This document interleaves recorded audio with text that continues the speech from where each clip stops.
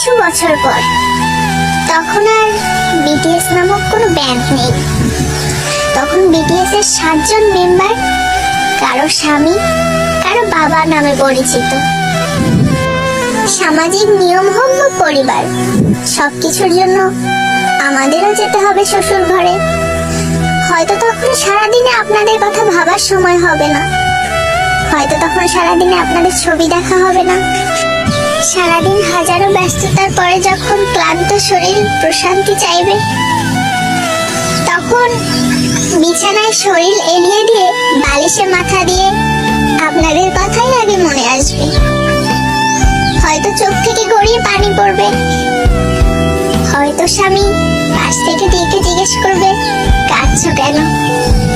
বুকে পাথর রেখে আর মুখে সত্য লুকিয়ে বলতে হবে হয়তো বাবা মায়ের জন্য মন খারাপ করছে।